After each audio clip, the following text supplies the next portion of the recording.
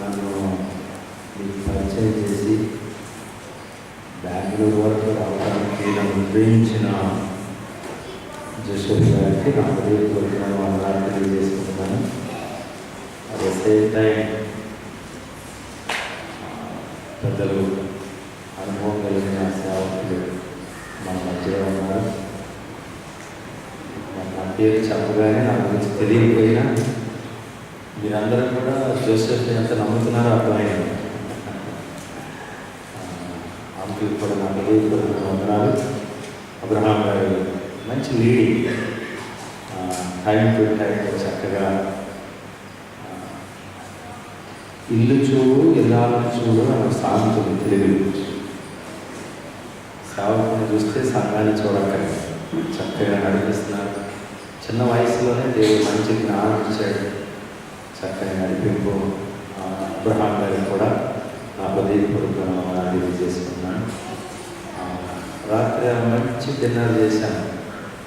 2 చపాతీలు, 2 స్వీట్స్ తమ్ముడు తీసుకొచ్చాడు. వారికి కూడా నా హృదయపూర్వకంగా ప్రవీణ్ గారికి సారీ. ప్రవీణ్ గారికి మాత్రం సారీ చెప్పాలి, ఎందుకంటే 2.5 hours వెయిట్ చేయించాను.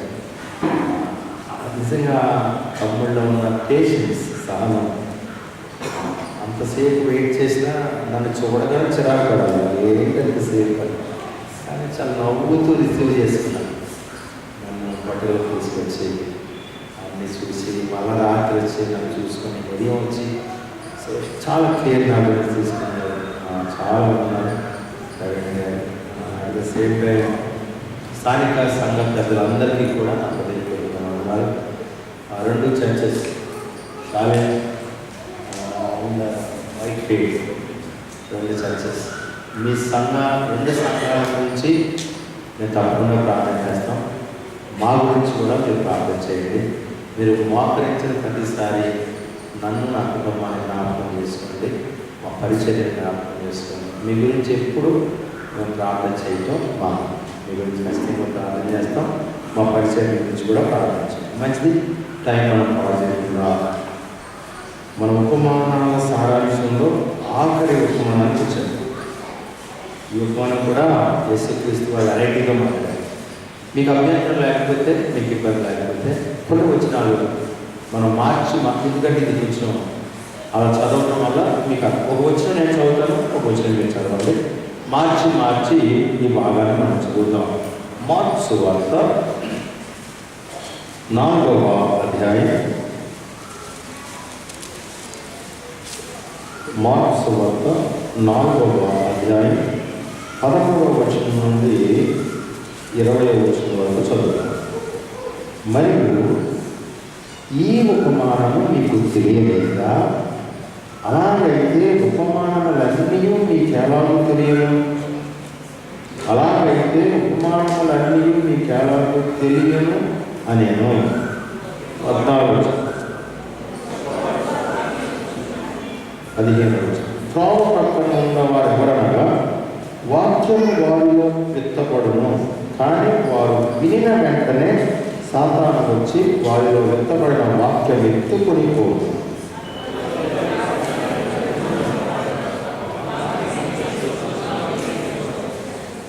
అయితే వారిలో వేరున్న కొంతకాలంలో వారు నిలుతురు కానీ వాక్యము నిమిత్తం శ్రమ అయినను హింస అయినను కలుగుగానే వారు అభ్యంతరపడుదురు.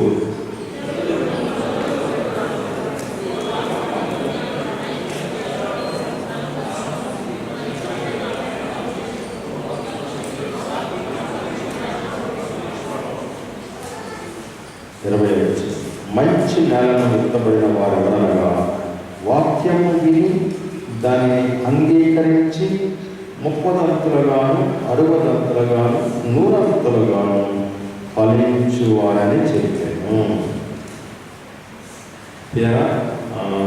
Mark, the book of Mark chapter 4 was 13 to 20. నేను ప్రార్థన చేసే టైం కూడా లేదు, మంచి ప్రార్థన చేసే వాటిలో ముందుకెళ్ళిపోతాను.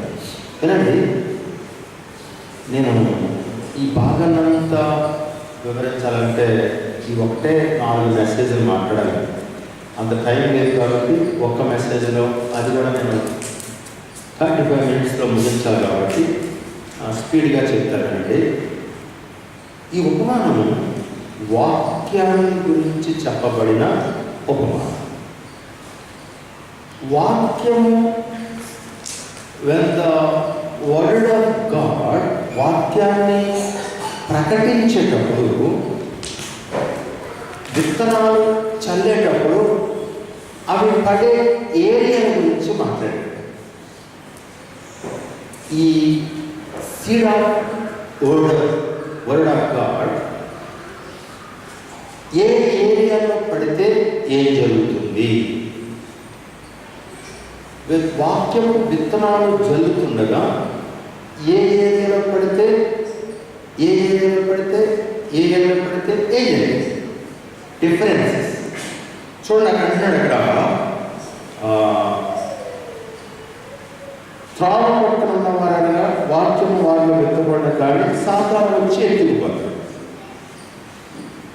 రాతి నేలలో విత్తనబడేవారనగా వాక్యము వింటారు, అంగీకరిస్తారు, వేరే లేకపోవడం వల్ల నష్టపోతారు. మంచి నేలలో విత్తబడేవారనగా వాక్యము విని అంగీకరించి 30 అంతులుగాను 60 అంతులుగాను 100 అంతులుగాను ఫలించువారు అని చెప్పాడు. సో దీన్ని నేను షార్ట్ కట్లో 4 మాటలు చెప్తాను, జాగ్రత్తగా వినండి. రాసుకునే వాళ్ళు రాసుకోండి. నెంబర్ 1, వాక్యమును ఆలకించుట. First listen.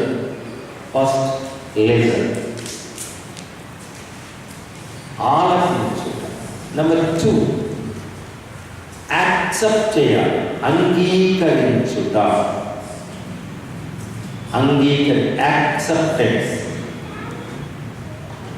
హియరింగ్, వినుట, ఆలకించుట, అంగీకరించుట. థర్డ్ వన్ ఈజ్ అన్వయించుకుంటా, అప్లై చేసుకోవాలి, అప్లికేషన్. ఫోర్త్ వన్ ఈజ్ అనుసరించుట. ఈ 4 మాటలు ధ్యానించారు జాగ్రత్తగా. ఎందుకంటే ఈ 3 విషయాల్లో జరిగే నష్టం అక్కడే జరిగింది కాబట్టి ఈ భాగం అంతా ఎక్స్ప్లెయిన్ చేసే టైం లేదు కాబట్టి ఏది ఎక్స్ప్లెయిన్ చేస్తే ఈ 4 మాటలు ఎక్స్ప్లెయిన్ చేయాలి. నెంబర్ 1, ఆలకించుట, అంగీకరించుట, అన్వయించుకునుట, అనుసరించుట. చాలాసార్లు వాక్యం వింటాం. మీకు ఇంకా అర్థమయ్యేలా చెప్తాను అంటే బెంగళూరులో 4వ తారీఖు సాయంత్రం జూన్ నెల 6 గంటలకు ఒక చీర ఉంటే 10 చీరలు ఇస్తాం. మీతో చెప్పేది, when you are buying 1 saree 10 sarees free. So ఇప్పుడు ఈ రోడ్డు వెంటనే మైక్ సెట్ రిక్షా వెళ్ళింది. మీరందరూ ఆలకించారు. ఒక సారీకి 10 సారీలు ఉచితమని ఆలకించారు. వెంటనే మీ ముఖాలు మీ భర్తల వైపు తిరిగి, పాకెట్లో ఎంత తెచ్చావు అని కళ్ళతో మాట్లాడేస్తారు చాలామంది. నోరెక్కలేదు, కళ్ళు చాలా ప్రశ్నలు వేస్తాయి. కళ్ళు మీ కళ్ళతోటే మాట్లాడతాయి. వెంటనే మీ భర్త కూడా కళ్ళతో మాట్లాడతాడు. ఏం పర్లేదు, నేను కూడా విన్నాను, నువ్వు రెడీ అయ్యి చేయాల కోసం అంటే ఏదైతే ఆలకించారో దాన్ని అంగీకరించారు, ఒప్పుకున్నారు. వెళదాం, ఆ షాప్కి వెళదాం. వెళ్ళిన తర్వాత అక్కడ మీకు నచ్చిన చీరలు ఉన్నాయో లేవో చూసుకున్నారు. నచ్చినవి కనపడగానే తీసి దాచుకున్నారు, అన్వయించుకున్నారు, అప్లై చేసుకున్నారు. ఒక చీరకి 10, 11 పట్టుకుని క్యాష్ కౌంటర్ దగ్గరికి వచ్చారు. అనుసరించారు, ఆలకించారు, అంగీకరించారు, అన్వయించారు, అనుసరించారు. అర్థమైందా? వాక్యములో కూడా ఈ 4 మెట్లు అవసరం. ఈ 4 మెట్లు లేకపోతే చాలా కష్టమండి. లాభపడిన వారు ఉన్నారు, నష్టపడిన వారు. వినండి, మీకు ఒక ఎగ్జాంపుల్ చెప్పి ముందుకు పడతాను. బెంగళూరులో ఒక యూనివర్సిటీ వాళ్ళు స్విమ్మింగ్ మీద కరస్పాండెన్స్ కోర్స్ పెట్టారు. ఈత శాస్త్రం స్విమ్మింగ్ అనే దాన్ని ఒక కరస్పాండెన్స్ కోర్స్ కండక్ట్ చేస్తున్నారు. నేను అటెండ్ అయ్యాను. స్విమ్మింగ్లో కరస్పాండెన్స్ కోర్స్ చేస్తూ 99%తో పాస్ అయ్యాను. India national record. In previous days ఎవరు కూడా స్విమ్మింగ్ అనే సబ్జెక్ట్లో కరస్పాండెన్స్ కోర్సులో 99% ఎవరికి రాలేదు, గెట్ వచ్చింది. ఇంకా మా ఊళ్ళో నాకు పెద్ద సన్మానం, గార్లెండ్స్ అవన్నీ నేను గెట్టరాజు గెట్ 99% ఇన్ స్విమ్మింగ్. వినండి, మా ఊరంతా చెప్పుకున్నాను నాకు స్విమ్మింగ్లో 99% మార్క్స్ వచ్చినాయని చెప్పుకున్నాను. అనుకోకుండా మా ఊళ్ళో భారీ వర్షాలు వచ్చాయి. చెరువులన్నీ నిండిపోయాయి, ఫుల్గా ఉన్నాయి చెరువులన్నీ. ఇప్పుడు వెంటనే ఆ చెరువు కొట్టు మీదకి వెళ్ళాను. నేను చదివిన అదంతా గుర్తొస్తుంది. Types of swimmings, best swimming అంటే ఫాస్ట్ సంథింగ్.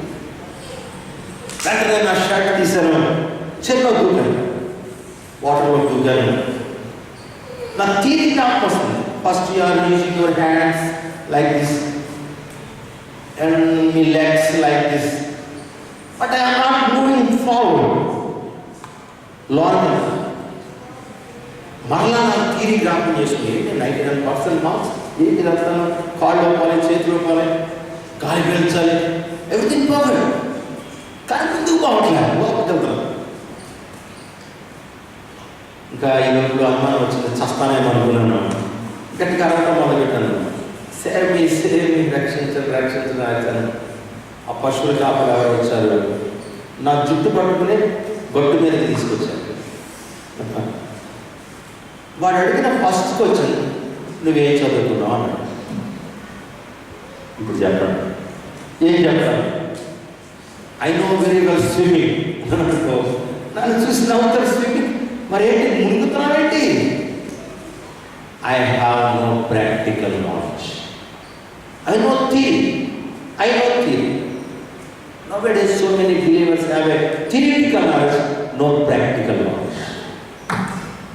దేవుడు కోరుకునేది థియరీ కాదు, ప్రాక్టికల్ క్రిస్టియానిటీ దేవుడు కోరుకుంటున్నాడండి. థియరిటికల్ క్రిస్టియానిటీ దగ్గర అయిపోతున్నాం మనం. నో, కేవలం వాక్యము వినువారు మాత్రమే ఉంది. బైబిల్ చెప్పే మాట, it's not my words. The Bible says you are not hearing, you are simply hearing the word of God, but you are not doing the word of God. దేవుని పని చేసేవారు కాదు, విని మాత్రం వెళ్ళిపోతారు. నేను కొన్ని ఎగ్జాంపుల్స్ చెప్తాను, స్పీడ్గా చెప్తాను. నెంబర్ 1, ఫస్ట్ ఎగ్జాంపుల్, పేతురు యేసు ప్రభువు రక్షించుకున్నారు. పేతురు రక్షించుకున్న నాటి నుండి చివరి నిమిషం వరకు కూడా పేతురు యేసు ప్రభువు వారితోనే ఉన్నాడు. చచ్చిపోయిన వారిని లేపినప్పుడున్నాడు, వాళ్ళ అత్తగారు జ్వరం తగ్గించినప్పుడున్నాడు, 5 రొట్టెలు 2 చేపలు 5,000 మందికి పంచినప్పుడున్నాడు, సముద్రములో తుఫాను వస్తే గర్జించగా సముద్రము నెమ్మడమైనప్పుడున్నాడు, లాజరును బ్రతికించినప్పుడున్నాడు, మత్తయి సువార్త 8వ అధ్యాయం కుష్ఠరోగిని బాగు చేసినప్పుడున్నాడు, లూకా సువార్త 19వ అధ్యాయం జక్కీని రక్షణ ఇచ్చినప్పుడున్నాడు. మొట్టమొదటి నుంచి కూడా పేతురు యేసుక్రీస్తు వారిని వెంబడిస్తూ ఉన్నాడు. అసలు ఆయన బోధన మీదే బాగుపడ్డాడు పేతురు. యేసుక్రీస్తు వారు దూరంలో నిలబడి బోధిస్తుంటే ఆ బోధన బాగుపడి యేసుక్రీస్తుని వెంబడించాడు. పేతురు వాక్యమును ఆలకించాడు, వాక్యాన్ని అంగీకరించాడు, యేసుక్రీస్తు వారిని వెంబడిస్తాడు. చాలా జాగ్రత్తగా. ఇప్పుడు యేసుక్రీస్తు వారిని పట్టుకొని సిలువ వేయడానికి తీసుకెళ్తాడు. ఒక చిన్న పాప పరిగెత్తుకుంటూ వచ్చి, నువ్వు యేసు ప్రభుతో ఉన్నావు కదా అని అడిగింది. నో,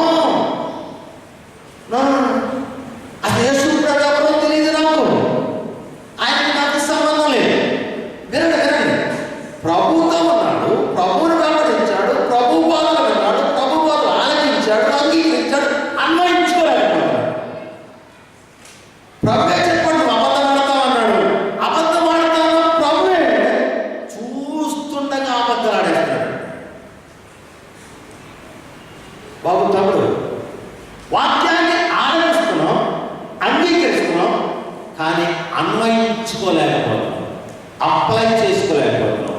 పేతురు అప్లై చేసుకోలేక నష్టపోయాడు, ఏడుస్తున్నాడు, గుండెలు వినండి. మూడవసారి పేతురు అబద్ధం ఆడగానే యేసుక్రీస్తు ఇలా ఒక్క ప్రక్కగా చూశాడట పేతురు వైపు. పేతురు గుండెలు పగిలిపోయాడు. నువ్వు చెప్పావయ్యా నేను అబద్ధం ఆడుతున్నాను, బుద్ధిహీనుడు, అబద్ధం ఆడాల్సిన అవసరం వచ్చినప్పుడు నీ మాటలు ఏమీ కూడా అన్వయించుకోలేకపోతున్నా. హలో, మీ భార్య మీద మీకు విపరీతమైన కోపం వచ్చిందని కొట్టాలి, ఖచ్చితంగా కొట్టాలి. కానీ పోయిన ఆదివారం సేవకుడు భార్యను కొట్టొద్దని ప్రసంగం చేశాడు. ఇప్పుడు ఏం చేయాలి? మీరు చెయ్యగానే పోయిన ఆదివారం మెసేజ్ గుర్తుకు రావాలి. భార్యను కొట్టకూడదు, భార్యను తిట్టకూడదు, భార్యను ప్రేమించాలి. ఈ మెసేజ్ గుర్తుకు రావాలి. గుర్తుకు రాకపోతే మన క్రైస్తవం అంటే మీ హృదయంలో విత్తనాలు పడట్లే. విత్తనాలన్నీ ఎక్కడ పడుతున్నాయండి? ముళ్ళ తుప్పుల్లో పడుతున్నాయి. పేతురు ఎంత భక్తిపరుడు, అంటే పేతురు గురించి మాట్లాడే హక్కు నాకు ఏం లేదు, భక్తుడండి. కానీ ఒక సన్నివేశాన్ని వివరిస్తాను. యేసు ప్రభువు వారు బోధించాడు, నువ్వు అబద్ధం ఆడతావు అన్నాడు, ఆలకించాడు, ఆడన ప్రభు అన్నాడు. మరి ఆలోచించినప్పుడు ఏమైపోయింది? ఎంత సులువుగా అబద్ధాలు ఆడేస్తున్నామండి. వాక్యం మన జీవితాల్లో పనిచేస్తుందా? మరి ఏమి విన్నామో, ఏమి నేర్చుకున్నామో వాటిని అన్వయించుకోకపోతే ఎట్ట? అబద్ధం ఆడకూడదు, మోసం చేయకూడదు, దగ్గర చేయకూడదు, దొంగతనం కూతురు ఆడకూడదు, అవి చేయకూడదు, వినడం వాళ్ళైనా అంటే విత్తనాలన్నీ ముళ్ళ తొప్పులను, విత్తనాలన్నీ రాతి కింద మంచి నేల ఒక్క విత్తనం కూడా పడట్లేదా? వీరా వర్తమానాన్ని జీవితాలకు అప్లై చేసుకోవాలి. Application is very important in Christianity. వాదన వినడం అంటే వాదన అప్లై చేసుకోవడం అవసరం. పేతురు అప్లై చేసుకోలేకపోయాడు. ప్రభా నన్ను క్షమించాయా ఏడుస్తున్నాడంట, గుండెలు బాధపడుతున్నాడు.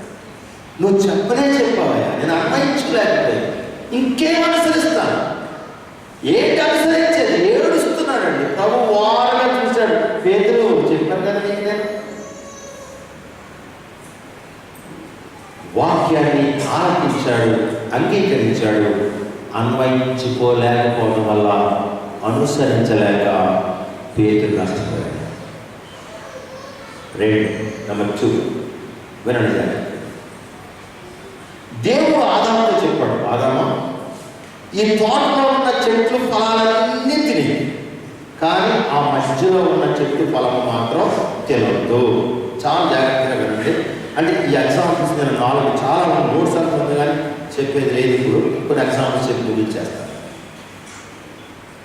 దేవుడు ఆదాముతో చెప్పాడు, ఆదాము అవ్వతో చెప్పాడు.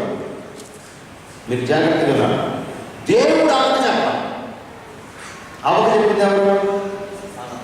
మాట్లాడండి. ఆదాము. దేవుడు చెప్పిందే చెప్పాడు. జాగ్రత్తగా వినండి. చల్లబోతన దేవుడు వస్తున్నాడు. ఆదాము పక్కనే, అవ్వ పక్కనే ఆ తోటలో సంచరించుకుంటూ వెళ్ళిపోతున్నారు. ఆదాము తప్పండి ప్రభావ, ఏంటి చెట్టాను పొలం ప్రభావ అంటే పర్లేదరా, నువ్వు తినకు, బత్తాయి తినకు, కొంచెం యాపిల్ తిను అంటున్నాడు. ప్రభా యాపిల్ కూడా పొలగా ఉంది ప్రభావ, పోలీ బత్తాయి తిన్నాడు, ఆ పనస కూడా తిను, ఆ కూడా తిని మాట్లాడుకుంటే సరదాగా కంప్లైంట్ చేసుకున్నారు. అలా మాట్లాడుకుంటూ వెళ్ళిపోతున్నారు. సాయంకాలం వెళ్ళిపోతున్నారు. ఆదాముని పడుకొనిస్తుందండి అమ్మమ్మ గారు. సూపంతా పండు మీద ఉంది. చెప్పాడు కదా, ఆలకించాడు కదా, విన్నావు కదా, చెప్పిన మాట. ఏది తినొద్దన్నాడో, ఏది తినమన్నాడో చెప్పాడు కదా. చెప్పినప్పుడు ఏం చేయాలి? అసలు ఆ పండు వైపు చూడలే చూడడు. నాకు తెలిసి 100 years 200 years ago Adam don't touch the fruit. అసలు ముట్టనే ముట్టలేదండి. అవ్వమ్మ గారు యాపిల్కాయ కోసింది, ఒక ముక్క కొడుకుని ఆవడానికి కొడుతుంది. ఈ తింటుంది కానీ ఈ తినే మాదిరి లేదు. సూపంతా పడిపోయాం. రెండో రోజు వచ్చింది, పనసకాయ కోసుకుంది, తింటుంది కానీ పండంతా సూపంతా పడిపోయింది. ఒకరోజు వెళ్ళింది, పండంతా దీక్షణంగా చూసి ప్రభా ఏంటంటే మంచి పండు, ఏ మనిషి తినొద్దు అంటాడేంటి, తింటే అంత బాగుంది అనుకుంది. రెండో రోజు వెళ్ళింది, ఆ పండుని పట్టుకుని కొంచెం సవర్ చేసింది. మూడో రోజు వెళ్ళింది, పండుగ ఆకుని కొంచెం స్మెల్ చేసి ఉంటుంది, స్మెల్ చూసింది. ఇక నాలుగో రోజు డిసైడ్ అయ్యింది, వచ్చి అదో ఆ పండు తినని బతికే బతక. వినండి వినండి వినండి అమ్మ బాగుతాము. ఒక సెంటెన్స్ చెప్తానండి. ఆకలి తీరక కాదు, ఆశ చాలా. హలో, ఆకలి తీరక కాదు. ఏ పండు తిన్నా ఆకలి తీరుతుంది. అవ్వమ్మ గారి ఆశ చావట్లా. అసలు దేవుడితో మాట్లాడడానికి ఇష్టపడట్లేదండి అవ్వమ్మ. ఏంటి వెళ్ళసేపు ఉన్నావు, ఇంక వెళ్ళవే నువ్వు, టైం అయిపోతుందా, రోజు ఆగకుండా పెట్టి గంటన్నాడు. ఎందుకంటే వెళితేనే సాధన కూడా వచ్చేది. ఆదాము దేవుడి కోసం కనిపెడుతుంటే అవ్వమ్మ గారు సాధారణ కూడా కనిపెట్టారు. ఎందుకంటే మనం బ్యాచ్ అక్కడం ఫ్రెండ్షిప్ ఆయనతో చేస్తుంది అవ్వమ్మ గారు. ఆదాము దేవుడితో ఫ్రెండ్షిప్ చేస్తుంది, అవ్వమ్మ గారు సాధారణ చేస్తారు. ఈ నిత్తే కదా వాడు వచ్చేది. ఎంత నష్టం జరిగింది. దేవుడు చెప్పిన మాట వినవా? వద్దన్నాడు కదా, ఇవన్నీ తినమన్నాడు కదా. మరి చెప్పిన బాధ ఏం అన్వయించుకున్నాడు? నా ప్రభు వద్దన్నాడు, నా తండ్రి వద్దన్నాడు, నేను ముట్టనే ముట్టను. ఆదాము ఉన్నంతకాలం ముట్టలేదంటే జరిగిన నష్టం చెప్పనా? హలో రాసుకోండి. పండినవి తినేవాడు పండించుకుని తినాల్సి వచ్చింది. ఏ పండు కావాలంటే ఆ పండు కోసుకుని తినేవారు ఇప్పుడు ముళ్ళ మొదలు గచ్చ మొదలు తీసి చెమట కాల్చి కల్టివేషన్ చేసి పండించుకుని తినాల్సి వచ్చింది. They eat readymade, now they cultivate. అన్వయించుకోకపోవడం వల్ల వచ్చిన నష్టం. పేతురు అన్వయించుకోలేదు, ఏడుస్తున్నాడు.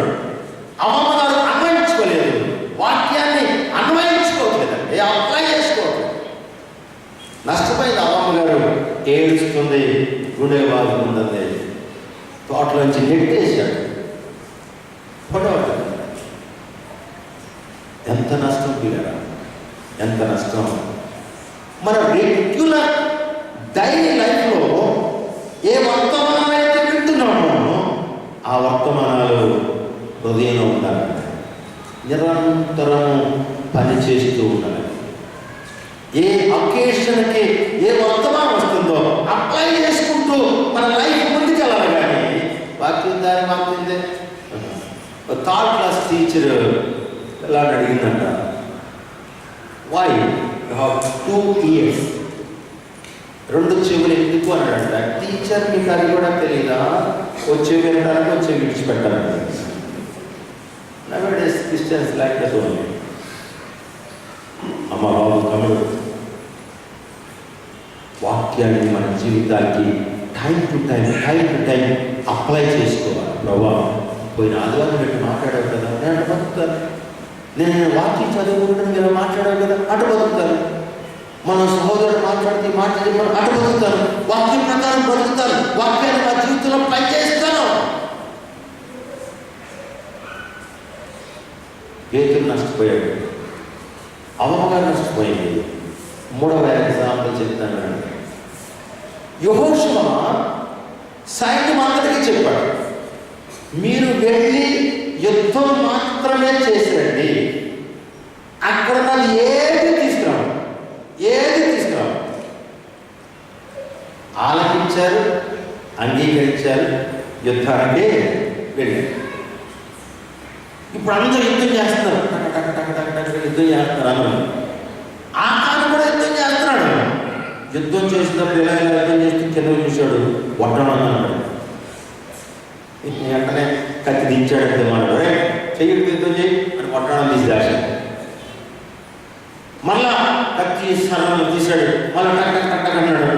ఈలోపు నెక్లెస్ కనపడింది. చూసుకో నువ్వు ఆ నెక్లెస్ తీశాడు. నువ్వు అక్కడికి వెళ్ళింది యుద్ధం చేయడానికి. యెహోషువ చెప్పాడు నీకు, యెహోషువ చెప్పాడు ముట్టకండి, చూడకండి, తీసుకురాకండి. యెహోషువ చెప్తే మరి విన్నావు, అంతమానం పని చేయట్లేదా నీకు? ఒక టీచరు పేరెంట్కి కవర్ పెట్టిందంట. ఒకసారి మీరు ఆఫీస్కి రండి అని. పేరెంట్ వచ్చాడంట. మీ అబ్బాయి పక్కవాడు బాక్స్లో పెన్సిల్ దొంగతనం చేశాడు చూడండి. మీ అబ్బాయి పెద్ద తీఫు, పెన్సిల్ దొంగతనం చేశాడంటే పేరెంట్కి కోపం వచ్చేస్తుంది కదా. బుద్ధిందా? బుద్ధి లేదు నీకు? పెన్సిల్ దొంగతనం చేస్తావు, టప్ టప్ పడుతున్నాడు. నీకు అసలు బుద్ధి లేదు నీకు? నాకు చెప్తే మా ఆఫీస్లో పెన్సిల్ బాక్స్ తిరిగి నీకు అంటాడు. ఇప్పుడు పని మాట్లాడు.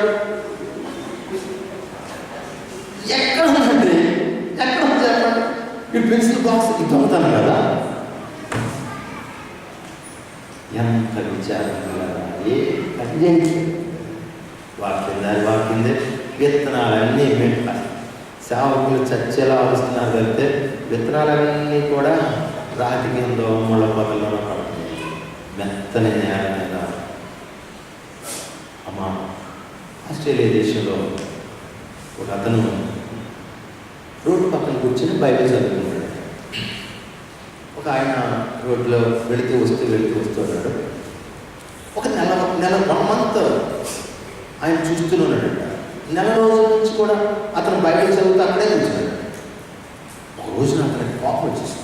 ఏంటి లేజినెస్, యూస్లెస్గా ఎవరు నెల రోజులు బట్టి బైబిల్ చదువుతాను కూర్చున్నాడంటే అని వెంటనే కారానికి కోపం వచ్చిందానికి పరిగెట్టుకుంటున్నాడు. బుద్ధిహీనుడు బుద్ధిహీనుడా, నెల రోజులు బట్టి చూస్తున్నాను, అస్తమానం బైబిల్ చదువుతున్నాడు, నువ్వు ఏదైనా పని చేసుకోవచ్చు కదా అన్నాడు. అప్పుడు ఏమనిస్తుంది? బైబిల్ పక్కన పెట్టానంట. అలా ఈ బైబిల్ లేకపోతే ఈ పాటికి మీరు నా నోట్లో ఉందిరండి. నేను మేనేటర్ని. ఈ బైబిల్ నా బ్రతుకు మార్చింది. అప్పటి నుంచి మనుషులు తినడం మానేశాను. బైబిల్ ఈ బ్రతుకునే మార్చింది. అవే అబద్ధాలు, అవే మోసాలు, అవే కుట్రలు, అవే దగలు, అవే పాపాలు, అవే మోసాలు.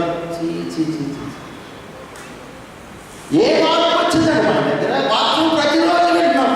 ఏ మారింది? మా సంఘంలో ఒక ఆయన ఉన్నాడు. ఉదయం లేవగానే ఆరాధన టీవీ ఛానల్ స్టార్ట్ చేస్తాడండి. రాత్రి 12 గంటల వరకు ఆరాధన టీవీ ఛానల్ మూగుతూనే ఉంటుంది ఇంట్లో. ఒకసారి ఆ భార్య నా దగ్గరికి వచ్చింది. అన్నయ్య గారు, కొంచెం మీరు మా ఆయనతో మాట్లాడంటారు. ఏమమ్మా, టీవీ కట్టేయమన్నాను. టీవీ ఉన్నా ఉంటే లేకపోయినా ఉంటాడు. రాత్రి పట్టుకుంటాడంటే నన్ను. మరి సంవత్సరం పాటు టీవీలో వర్తమానం విన్నాడు. ఏ వర్తమానం పని చేయట్లేదంటే అలా వింటున్నాడంతే.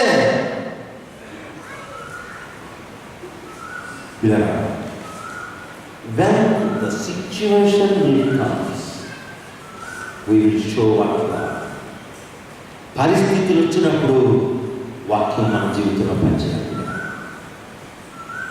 ఏది విన్నామో అలా బ్రతకడానికి ప్రయత్నం చేయాలంటే అప్పుడు విత్తనాలు హృదయంలో పడినట్టు. ఆకాను అంటున్నాడు, నేను చూచి దాన్ని ఆశించి తెచ్చి ఇంట్లో పెట్టుకున్నాను. ఆకాను భార్య, ఆకాను పిల్లలు, ఆకాను దాసీలు, ఆకాను బంధువులు, ఆకాను పశువులు రాళ్ళ పుట్టయిపోయాయి. యెహోషువ చెప్పింది వినొద్దాడు. ఓడిపోతాడు ఇశ్రాయేలు. నీ వల్లే సంఘంలో క్రమంగా లేకపోవడం వల్ల, దొండలో అక్రమంగా ప్రవర్తించడం వల్ల ఇవాళ దొండంతా ఓడిపోయిందంటే హాయి పట్టణం మీద ఓడిపోతాం. వాటమి పాలైపోయారు. ఇలా నిరంతరము వాక్యం మన జీవితంలో పనిచేయాలి. నిన్ను వల్ల నీ పొరుగువారిని ప్రేమించు. పోయిన ఆదివారం నీ సేవకుడు వర్తమానం మీకు చెప్పాడు. హలో, జాగ్రత్తగా వినాలి. మీరు బస్సులో ప్రయాణం చేస్తున్నారు. సోమవారం ఉదయం బస్సు ఫుల్ ప్యాక్డ్. బస్సు అంతా కూడా చాలా ప్యాక్డ్. నువ్వు కండక్టర్ సీట్ పక్కన కూర్చున్నావు. నిండు గర్భిణి చట్టు పెట్టి ఎక్కువ బస్సు ఎక్కింది. నువ్వు కండక్టర్తో బాధగానే పడుతున్నావు. ఇప్పుడు చెప్పు, పోయిన ఆదివారం వాక్యం లేని పనిచేసినట్టేనా? నువ్వేం చేయాలి? తన లేచి అమ్మ కూర్చోమా, నిన్ను గర్భిణి చట్టు పెడుతూ ఉన్నావు, కూర్చో. అది వాక్యం పనిచేయదు. ఒకసారి నేను కొయ్యలగూడ నుంచి హైదరాబాద్కి పోతున్నాను. Marriages season. బస్సు ఫుల్ రష్గా ఉంది. బస్సు అంతా కూడా చాలా సీట్లు లేక చాలా మంది నిలబడ్డారు. నాకైతే సీట్ ఉంది. ఆల్రెడీ ముందే రిజర్వేషన్ చేయించుకున్నాను. ఒక ఓల్డ్ బ్రాండ్ లేడీ జంగారెడ్డిగూడలో బస్సు ఎక్కింది. మరి ఏం మాట్లాడతారు లేరా? వెంటనే ఆ మామగారి దగ్గరికి వెళ్ళాను. లగేజ్ తీసుకున్నాను. నా సీట్ దగ్గర తీసుకొచ్చాను. అమ్మ మీరు కూర్చోండి అని. కూర్చున్న తర్వాత ఎక్కడ వరకు అని, హైదరాబాద్ వరకు. నేను ఏ అశ్వినపేట నుంచి వెళ్ళేది దిగిపోతేమో పడాయి ప్రదర్శన అనుకున్నాను. వెంటనే ఆమె అడిగిన కూర్చున్నట్టు తెలుసా, are you Christian? Are you Christian? అమ్మా, ప్రపంచం క్రైస్తవుల్ని ఒక కోణంలో చూస్తుందమ్మా. ప్రపంచం ఒక కోణంలో చూస్తుంటే మనవాడిని మాది ఆ కోణం కాదు, మన దగ్గర వేరే కోణం ఉంది. ఆ కోణంలో చూడడానికి ఎంతో ప్రపంచాన్ని. ఆ కారణం వాక్యాన్ని అప్లై చేసుకోలేదు. యెహోషువ చెప్పిన మాటలను లక్ష్య పెట్టలేదు. ఆ కారణం నష్టపోయాడు. ఫోర్త్ గెహజీ. నయమాన్ వచ్చాడు. బట్టలు తీసుకో, బంగారం తీసుకో, వెండి తీసుకో, అవి తీసుకో, ఇవి తీసుకో అన్నాడు. వెంటనే ప్రవక్త అన్నాడు, నాకు ఏం అక్కర్లేదు, అవన్నీ తీసుకెళ్ళిపో అన్నాడు. వినండి జాగ్రత్త. ప్రవక్త నాకు వద్దన్నప్పుడు గెహజీ పక్కన నుంచున్నాడు. హలో, ప్రవక్త వద్దన్నాయి నీకెందుకు? వద్దన్నాడు, విన్నావు. ఈ సైడ్ బిజినెస్ నీకు చాలా మంది వాళ్ళు సైడ్ బిజినెస్ ఎక్కువైపోయాయండి. నేను చెప్తున్నాను, నాకు పద్ధతి ఏంటి అసలు? పద్ధతి మార్చుకొని చాలా కాలం చెప్పాను. మా సేవ పెట్టలేదు అసలు. పద్ధతులు ఎన్ని పద్ధతులు అన్నా అప్పో వీళ్ళు పట్టుకుంటే అసలు సంఘాన్ని మార్చేస్తాను. జాగ్రత్త పిల్లలు. నేను అవసరాన్ని బట్టి చెప్తున్నాను. బలిపీఠం దగ్గర నిలబడి సేవకుడు మాట్లాడింది ఆజ్ఞగా తీసుకున్న విశ్వాసులు, మంచి నేలను విత్తనాలు పడిన విశ్వాసం. ఆజ్ఞ సేవకుడు వద్దనే నీకు ఏ వాక్యమే పని చేయట్లేదు హృదయం. సేవకుడు కన్ను కట్టుపై కడతాడు. ఇలా ఒక అద్భుతమైన మాట చెప్పాను. గెహజీ, నీ వెంట నా ఆత్మ రాలేదా? అమ్మ బాబు తమ్ముడు భయమేట్లా? ఒక సేవకుడు జాషువా చూడు గారని ఒక సేవకుడిని వాక్యం చెప్పడానికి మా సంఘాన్ని పిలిచాను.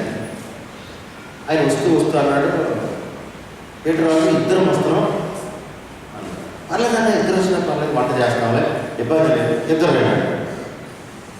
వెంటనే చర్చి కాడికి కారు వచ్చి ఆగింది. నేను డోర్ చేస్తుంటే ఆయన ఒక్కడే దిగుతున్నాడు కారు నుంచి. అన్న ఇద్దరు అన్నాడు కదా, ఒక్కడు వస్తున్నాడు. నేను రెండో కనపట్లేదు నీకు అన్నాడు. ఎవరన్నాడు? నాతో ప్రభు వచ్చాడు. ప్రభు నాతో అన్నాడు. ఇద్దరు వచ్చాడు. అమ్మా, నిరంతరం ప్రభు మన పక్కన. ఎన్నిసార్లు ఏడిపిస్తావు చెప్పు? ఒక్కసారైనా మన జీవితంలో వాక్యం పనిచేస్తుందంటే ఒక్కసారి నా ప్రభు మాట విన్నాము. గ్యాజీ పరిగెత్తాడు. అయ్యా అయ్యా అయ్యా బట్టలు ఏమన్నాయా, బంగారం ఉన్నాయా, అవేమండి ఇవేమండి తెచ్చుకున్నాడు, ఇంట్లో దాచిపెట్టాడు. ఇప్పుడు ప్రవక్త అడుగుతున్నాడు, గ్యాజీ ఎక్కడికి వెళ్ళారు అన్నాడు. నేను ఎక్కడికి వెళ్ళాను, ఇక్కడే ఉన్నాను కానీ నేనండి జాగ్రత్తగా మాట చెప్తానండి. ఇప్పుడు గ్యాజీ వచ్చి ఏమని రాస్తుంటే, ఏమన్నా ప్రవక్త గారు మీ దగ్గర ఉంటే అనుభవం లేదు మాకు, అడుగుతే నాకు ఉంటుంది, అందుకే నైమాన్ దగ్గరికి వెళ్ళి బట్టలు డబ్బులు చేసుకున్నాను. దాసుకు వచ్చారంటే క్షమించుండేవాడు, ప్రవక్త క్షమించుండేవాడు.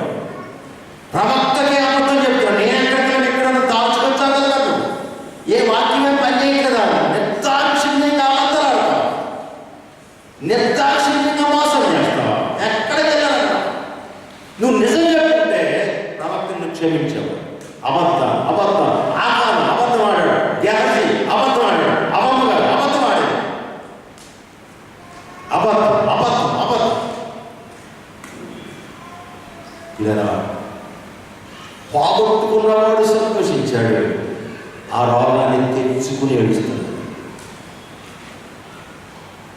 వాక్యం జీవితంలో పని చేయకపోతే రోగాల పాలతో జాగ్రత్త.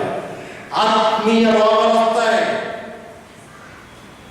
మంచి నేలను వాక్యం పరట్ల ముళ్ళ మొదలతో రాతి కింద పడి ఎదగట్లేదని వాక్యం, ఒక్క వాక్యం కూడా మన జీవితంలో ఫలించట్లా. నష్టపోయాడు గ్యాజీ, నష్టపోయాడు ఆదాము, నష్టపోయాడు ఆదాము అవ్వ, నష్టపోయాడు పేతురు. ఒక ఎగ్జాంపుల్ చెప్పి ముగించేస్తాను. పేతురు నిలబడి బాగు చేస్తున్నాడు, వాక్యం విన్నాడు. అన్నయ్య సభ్యులందరూ కూడా వాక్యం విన్నాడు. ఇంటికి వెళ్ళిపోయి ఫోన్ చేస్తున్నారు. అన్నయ్య సభ్యులందరూ అన్నాడు, వాక్యం విన్నావా? విన్నాను వాక్యం, మరి ఏంటి అన్నాడు. అవును, నేను నిర్ణయం తీసుకున్నాను, మీరు ఎన్నైనా పొలం వేసి ఇచ్చేద్దాం అన్నాడు. నేను కూడా ఖచ్చితంగా అదే అనుకున్నాను. భార్య భర్తలు ఎంత మంచోళ్ళండి, ఒకే నిర్ణయానికి వచ్చాను, ఒకే మాట కనిపించాను. అన్నాడు అమ్మేద్దాం, వెళ్ళిపోదాం అన్నాడు. అమ్మేశారు. 1,00,000 రూపాయలు చేతిలోకి వచ్చింది. ఉదయాన్నే తీసుకున్న 1,00,000 సేవకుడికి ఇచ్చొస్తానే అని బయలుదేరాడు. ఇప్పుడు అమ్మగారు పిలిచారు, ఏమండి టీ తాగాలండి అందరు. టీ తాగడం కూడా మంచిదే కదా అని వెనక్కి వచ్చాడు. మనోడు మంచి టీ పాలెట్ వేసి బాగా ఇచ్చింది. అదేలేండి 1,00,000 ఇచ్చేస్తున్నారా అందరూ, బట్టలు ఇచ్చేస్తానంటే ఎప్పటి నుంచో టీవీ కొనుక్కుందాం అనుకున్నానండి, మనకున్న పొలం అంతా అమ్మేశాం, మరి టీవీ సంగతి ఏంటో అంటాను. యూఆర్ రైట్, ఒక 20,000 తీసి పంపించాడు, టీవీ కొనుక్కో. మళ్ళా లేదు, ఏమంటే టిఫిన్ చేశారన్నాను. మళ్ళీ ఎక్కడికి వచ్చాను. ఎప్పటి నుంచో నెక్లెస్ చేయించుకుందాం అనుకున్నాను, ఇంకొక 20 తీసి పంపించాడు. వినండి, మిగతా డబ్బుకి వెళ్ళాడు. చావుకు తక్కువ అంటే ఎంతకే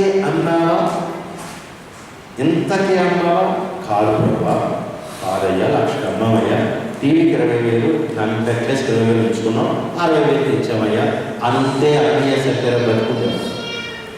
బతికుందాము 3 మాటలు చెప్పరా. ఇచ్చారు, చచ్చిపోయారు. ఇచ్చారు కాబట్టే చచ్చిపోయారు.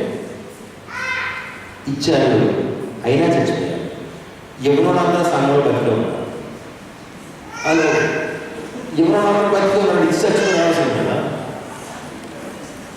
ఎంత ఏ వాక్యం పని చేయట్లేదా? ఎందుకు తీర్మానం చేశాం, ఎందుకు అనుకున్నాం, ఎందుకు తెచ్చేవాడు? దేవుడు ప్రకటించడా, దేవుడు పోషించడా, దేవుడికి ఇస్తే అసమర్థుడా దేవుడు?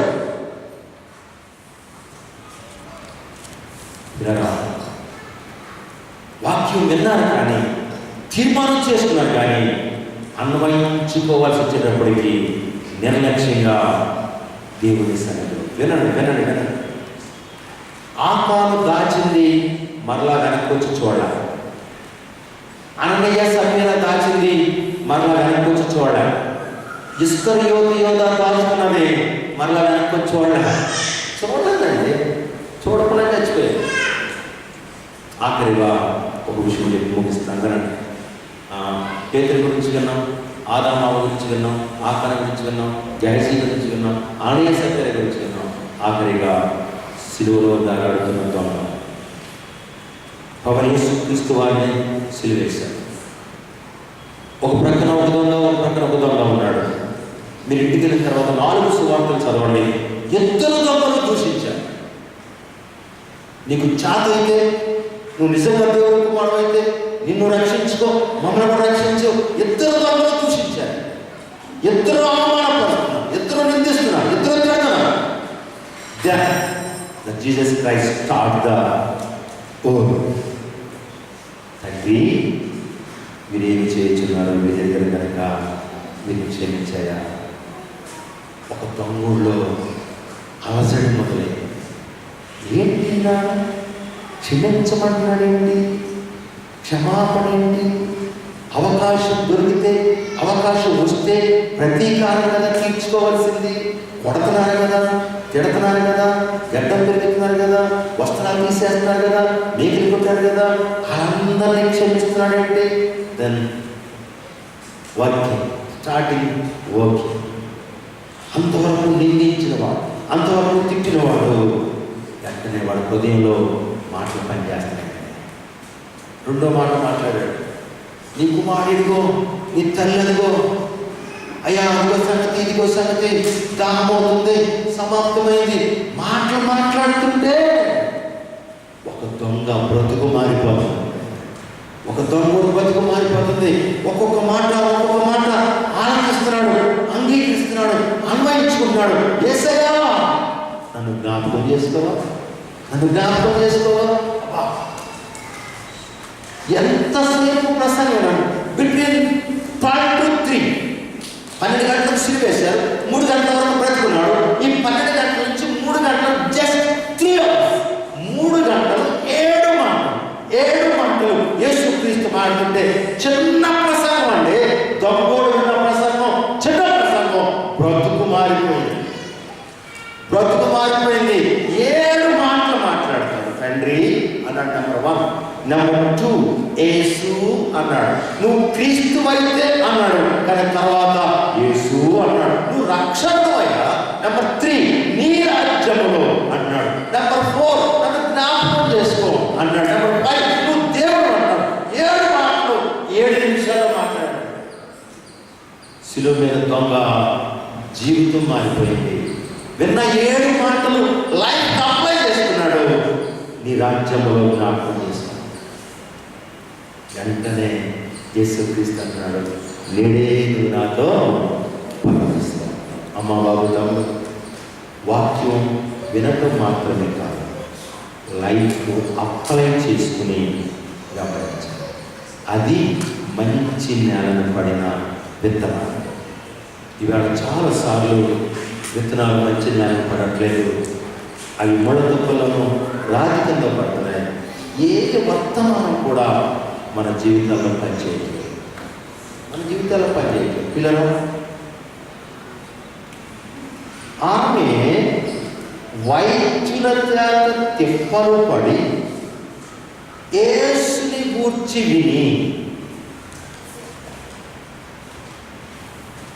ఓకేనా, వైద్యుల చేత తిప్పలు పడి యేసుని గూర్చి విన్న ఆమె ఒక డిసిషన్ తీసుకుని ఏంటంటే, ఆయన వైపు చూడక్కర్లేదు, ఆయనతో మాట్లాడక్కర్లేదు, ఆయన వస్త్రము చెప్పుము. నిజంగా నేను విన్న యేసు అంత శక్తివంతుడైతే ఆయన వస్త్రము చెంగు ముట్టుకుంటే చాలు, బాగుపడింది. లైఫ్ అప్లై చేసుకుంది. నిన్న 2 మాటలు కూడా 18 సంవత్సరాల నుంచి వ్యాధితో బాధపడే స్త్రీ యేసుని గురించి వింతే అప్లై చేసుకుంది. వెళ్ళి వస్త్రము చెంగు ముట్టుకుని బాగుపడింది. 38 సంవత్సరాలు బట్టి ఒక కోరేడు దగ్గర నడవడు.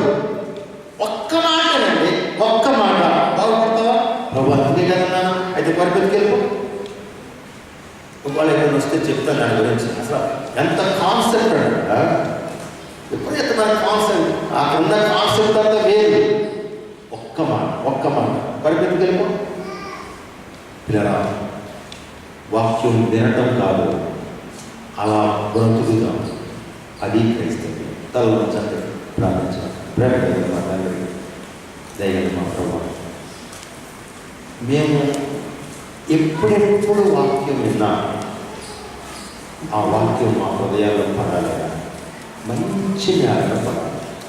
అలా మనం సిద్ధపరచమని యేసు నామములో అడుగుచున్నాము తండ్రి. మీ అందరికీ వందనాలండి.